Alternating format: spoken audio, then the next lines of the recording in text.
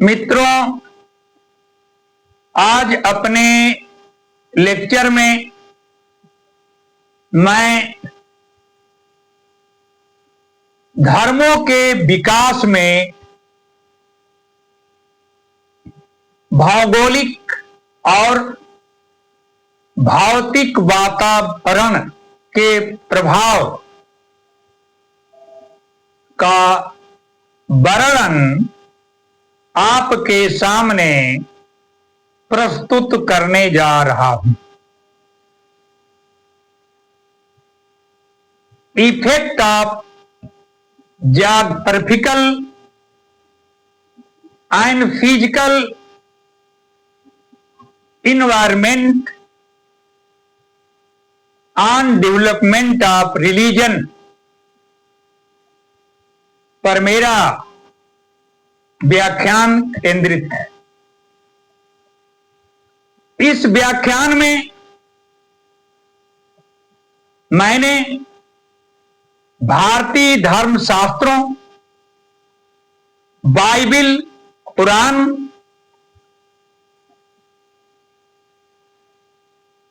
बौद्ध धर्म की साहित्य का अध्ययन, religious history of the world, religious history of India शोध पर यह व्याख्यान आपके सामने प्रस्तुत करने जा रहा हूं। इसमें मैं मुख्य रूप से 4 धर्म, हिंदू धर्म, ईसाई धर्म, इस्लाम और बौद्ध धर्म के विकास और विश्वास पद्धति पर अपना व्याख्यान केंद्रित करने जा रहा। सबसे पहले सनातन धर्म, जिसको हिंदू धर्म भी कहा जाता है, के विकास पर अपनी बात रखना। जब आदि मानव इस भारत भूमि में जन्म लिया, प्राकृतिक अवस्था में मनुष्य और जानवर में कोई बहुत काफी अंतर नहीं था। विकासवादी सिद्धांत के अनुसार, जिसको डार्विन ने दिया, कि मनुष्य आज जो जिस रूप में है उस रूप में आज के हजारों वर्ष पहले नहीं था। वो पाषाण युग में था,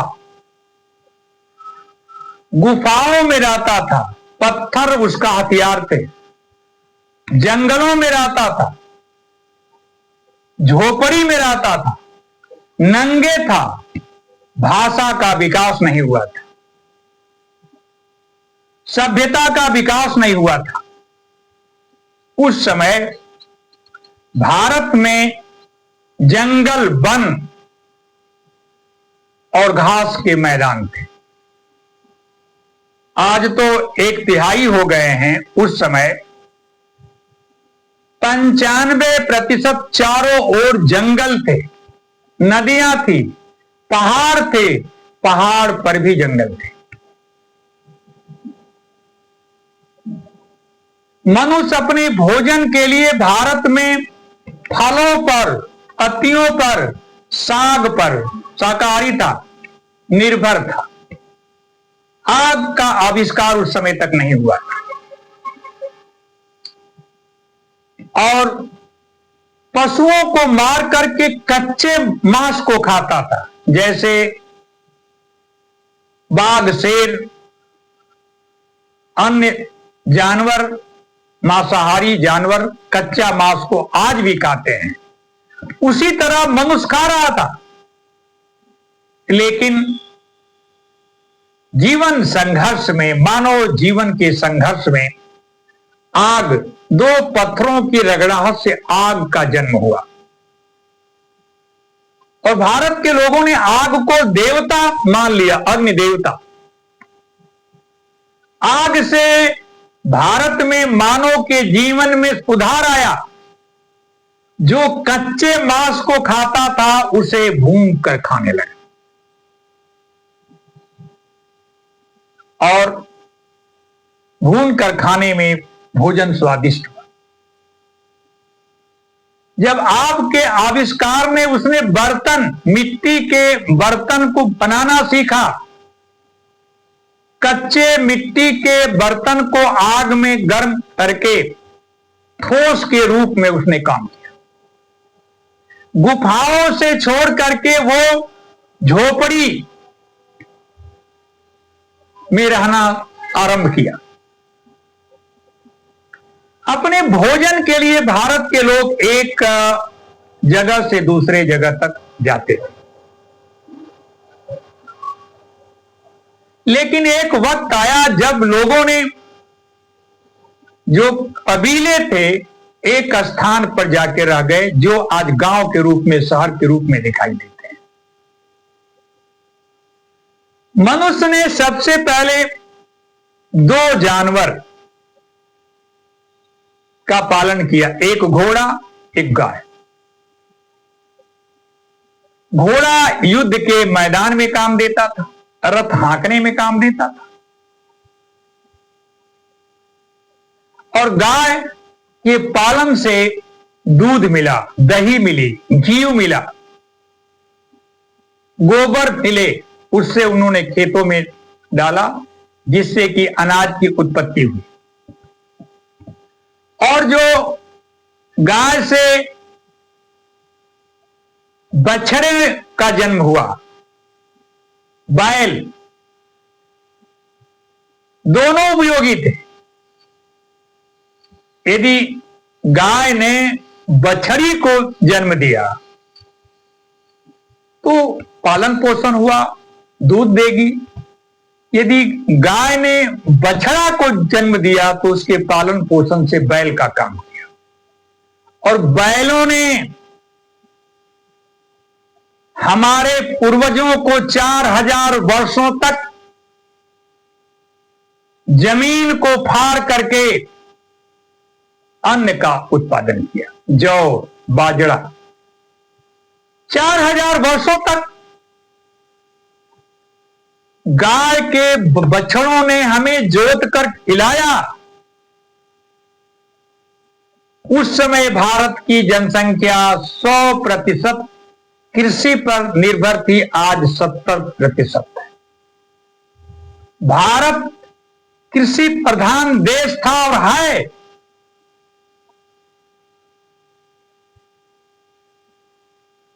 इसलिए गाय के प्रति हिंदू के अचेतन मन में, सामूहिक अचेतन मन में मां की धारणा, मां होने का विश्वास जन्म ले लिया। गाय मीठा दूध भी देती है, दही भी देती है, घी भी देती है, और बैल उसको जोत करके अनाज उत्पन्न करते हैं, और जो उनसे गोबर निकलता है वो खाद के रूप में काम देता है। इसलिए हमारी भारतीय संस्कृति में, भारतीय सभ्यता में, हिंदू धर्म में, हिंदुओं के जनमानस में गाय के प्रति मां की भावना का जन्म हुआ।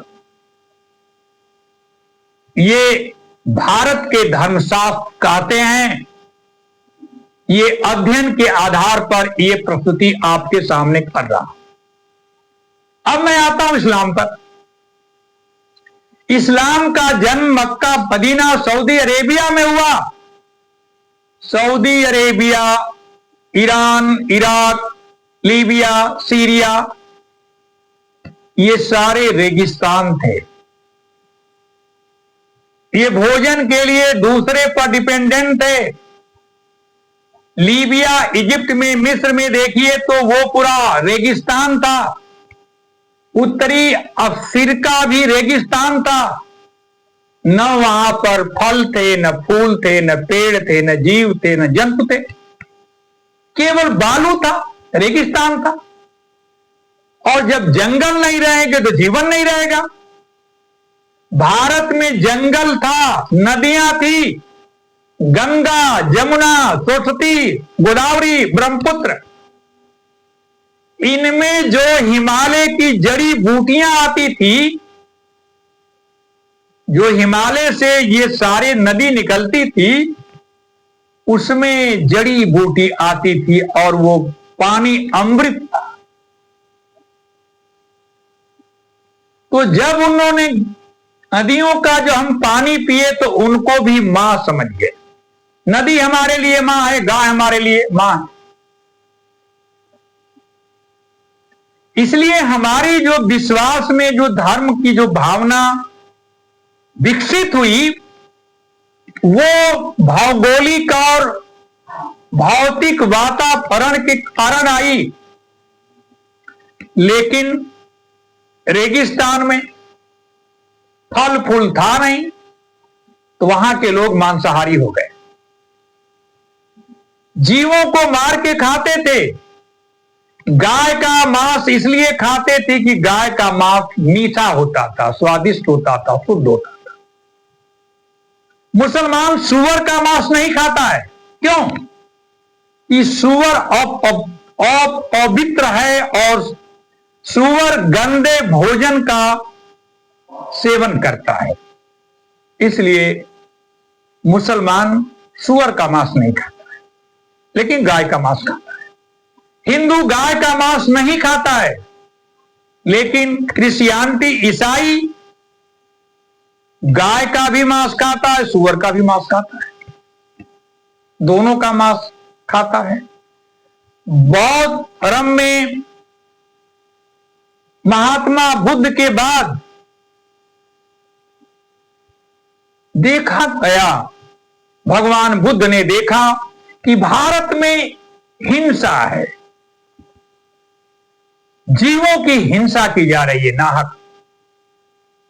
क्योंकि बौद्ध धर्म के आविष्कार के पहले लोहे का आविष्कार हो गया था।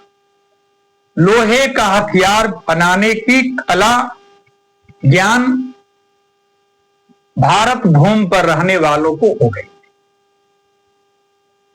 तो इतनी हिंसा हुई, घोड़े की, हाथी की, गाय की, बैल की, खाते भी थे और देवी देवताओं को खुश करने के लिए बलि भी देते थे। हिंसा से, बलिदान से जानवरों की, निरीह जानवरों की बलि दी जाती थी। इसलिए महात्मा बुद्ध ने विरोध किया, कहा अहिंसा का पाठ उन्होंने दिया कि जीवन में हिंसक व्यक्ति दुखी रहता है और अहिंसक व्यक्ति सुखी रहता है।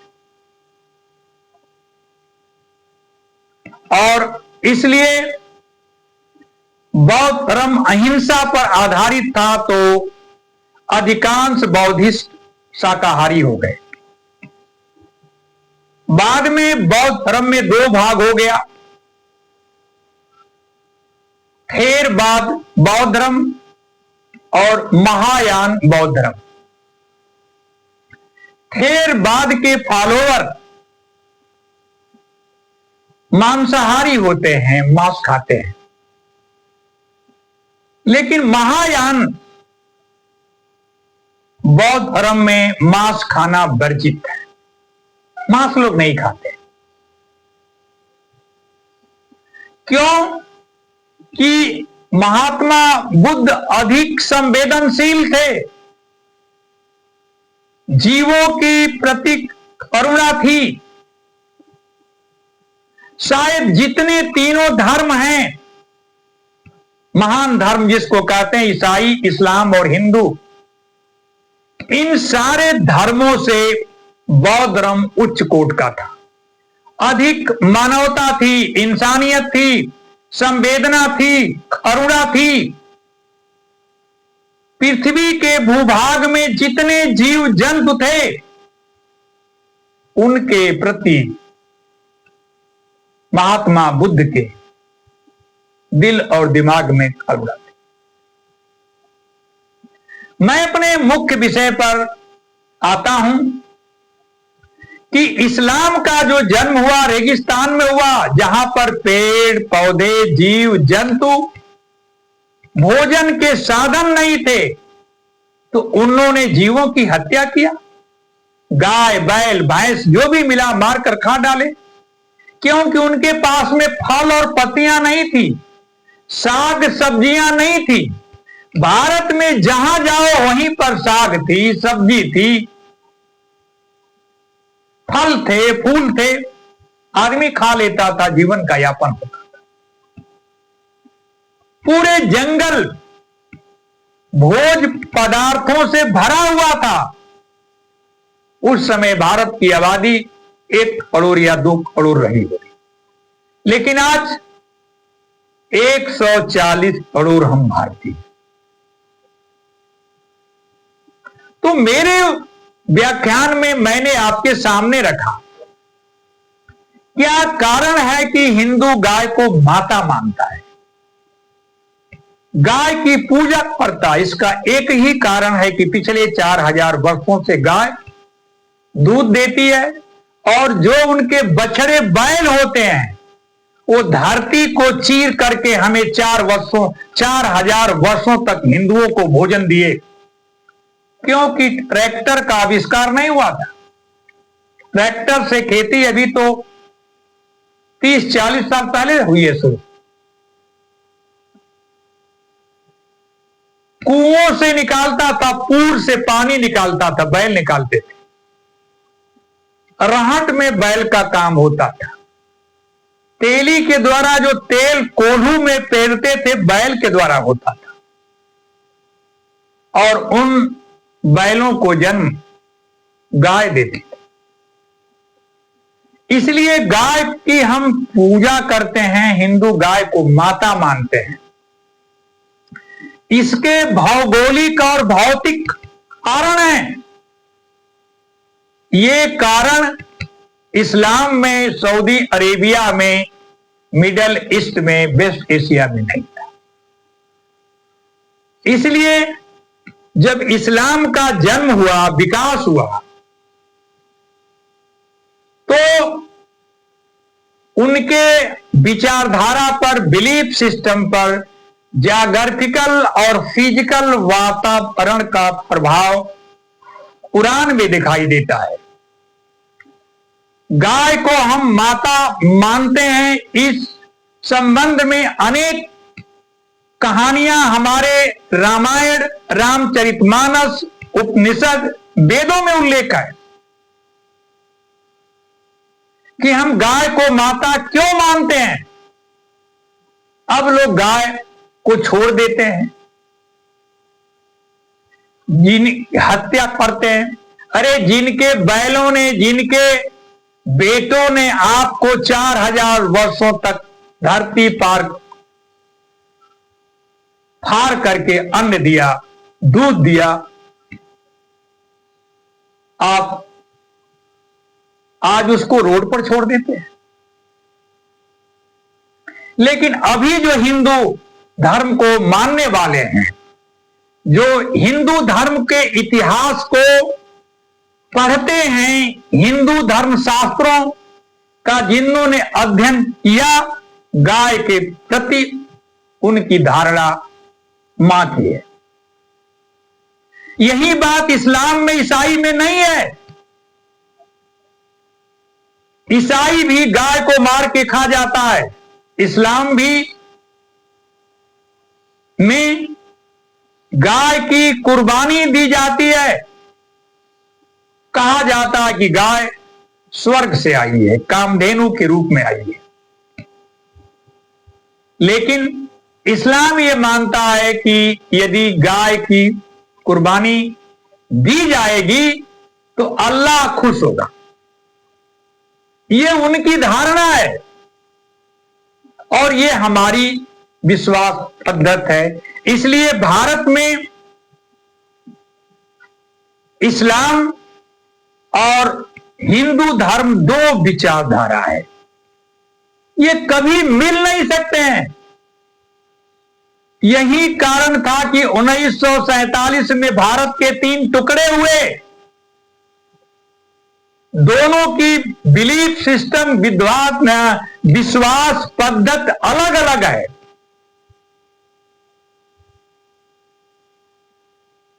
तो मैं अपने विषय पर आया कि धर्मों के विकास में भौगोलिक और भौतिक वातावरण का बहुत काफी प्रभाव पड़ा। ईसाई लोग इसलिए गाय की मांस खाते थे कि वहां यूरोप में ठंडक अधिक है। वो साग पात शाकाहारी होकर जीवन नहीं जी सकते, तो उन्होंने गाय का भी मांस खाया, सुअर का भी मांस खाया। उनके भौगोलिक वातावरण के कारण जो भोजन लेने की जो आदत का विकास हुआ, उसमें भौगोलिक वातावरण का अहम योगदान है।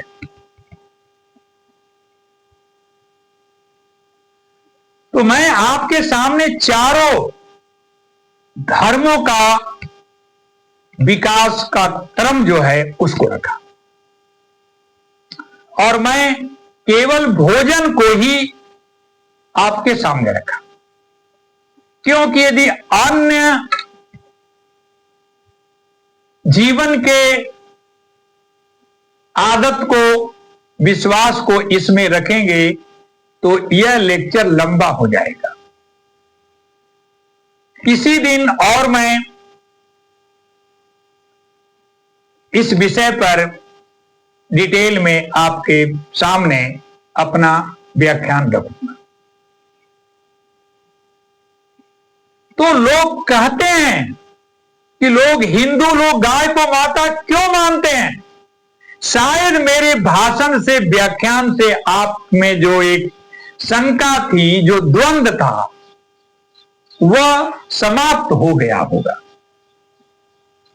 भारत भूमि पर रहने वाले लोग जीव जंतुओं के साथ रहते थे। भारत के लोगों में जीवों के प्रति प्रेम थी, मोहब्बत था, अधिक संवेदना थी। वह संवेदना इस्लाम में नहीं है। मानव जात जब इस पृथ्वी पर आया तो 2 जानवर उसके साथ आए। सबसे पहले एक कुत्ता, एक बिल्ली। उसके लिए कोई रस्सी सिक्कड़ की आवश्यकता नहीं पड़ी। लाखों वर्षों से कुत्ते को आदमी कहता है दूर दूर दूर दूर दूर, लेकिन फिर आ जाता है भोजन के लिए। बिल्ली को कहते हैं बिल बिल बिल बिल, माने भाग जाओ, लेकिन बिल्ली फिर भी आपके घर में रहती है। कुछ जनजातियों में कुत्ते और बिल्ली का मांस खाते हैं, फिर भी कुत्ते और बिल्ली उनके साथ हैं। एक नेचुरल रिलेशनशिप है कुत्ते और मनुष्य में। पहला एनिमल था, गॉड जितना एनिमल हुए, शेर, बाघ, चीते, भालू, लेकिन सिर्फ एक जानवर को फैथफुल कहा गया। Man is not faithful animal, dog is a faithful animal. कुत्ता एक वफादार प्राणी है और अपने मालिक के लिए जान देता है, इसलिए मनुष्य कुत्ता का पालन करता है। मनुष्य को मनुष्य धोखा दे सकता है, लेकिन आपका यदि कुत्ता है तो आपको धोखा नहीं देगा।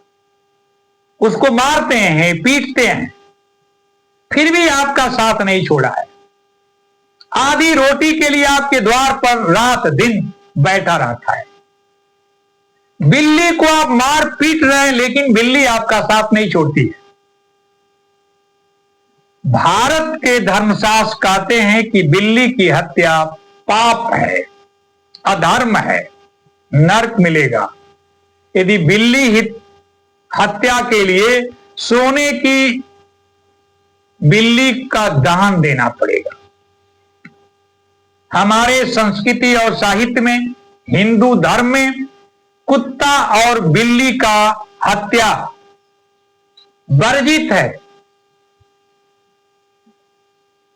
कुछ जनजातियां बिल्ली और कुत्ते का मांस खाती हैं, लेकिन भारत का हिंदू कुत्ते और बिल्ली का मांस नहीं खाता है।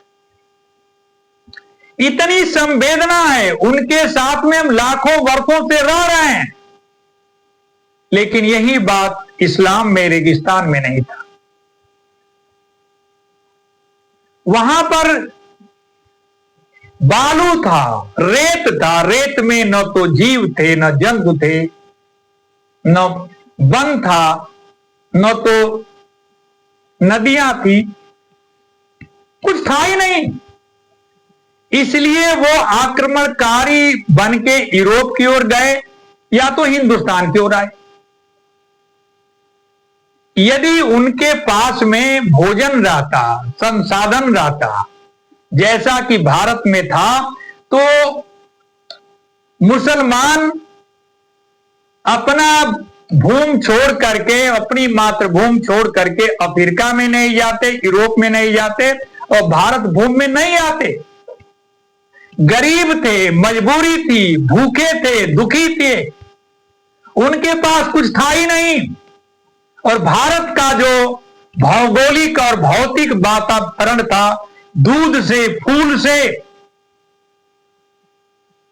अनाज से भरा हुआ था, संपन्न था। गुप्त काल में दूध की नदियां बहती थी, जिसे स्वर्ण युग कहा जाता है।